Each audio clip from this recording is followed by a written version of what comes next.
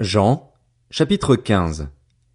C'est moi qui suis le vrai cep, et mon père est le vigneron. Tout sarment qui est en moi et qui ne porte pas de fruit, il l'enlève. Et tout sarment qui porte du fruit, il le taille afin qu'il porte encore plus de fruits. Déjà vous êtes purs à cause de la parole que je vous ai annoncée. Demeurez en moi et je demeurerai en vous.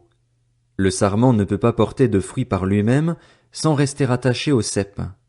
Il en va de même pour vous si vous ne demeurez pas en moi. Je suis le cep, vous êtes les sarments. Celui qui demeure en moi et en qui je demeure porte beaucoup de fruits, car sans moi vous ne pouvez rien faire. Si quelqu'un ne demeure pas en moi, il est jeté dehors comme le sarment et il sèche. Puis on ramasse les sarments, on les jette au feu et ils brûlent. Si vous demeurez en moi et que mes paroles demeurent en vous, vous demanderez ce que vous voudrez et cela vous sera accordé. Ce qui manifeste la gloire de mon Père, c'est que vous portiez beaucoup de fruits. Vous serez alors vraiment mes disciples. Tout comme le Père m'a aimé, moi aussi, je vous ai aimé. Demeurez dans mon amour. Si vous gardez mes commandements, vous demeurerez dans mon amour, de même que j'ai gardé les commandements de mon Père et que je demeure dans son amour. Je vous ai dit cela afin que ma joie demeure en vous et que votre joie soit complète. Voici mon commandement. Aimez-vous les uns les autres comme je vous ai aimé. Il n'y a pas de plus grand amour que de donner votre vie pour vos amis. Vous êtes mes amis si vous faites ce que je vous commande. Je ne vous appelle plus serviteur parce que le serviteur ne sait pas ce que fait son Seigneur, mais je vous ai appelé ami parce que je vous ai fait connaître tout ce que j'ai appris de mon Père.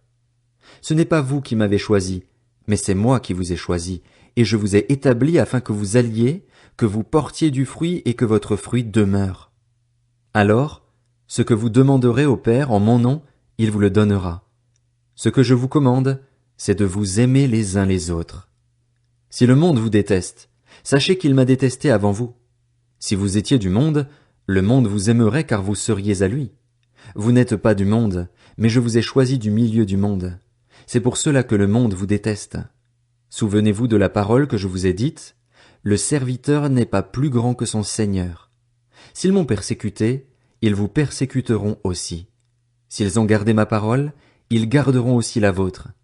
Mais ils vous feront tout cela à cause de moi, parce qu'ils ne connaissent pas celui qui m'a envoyé.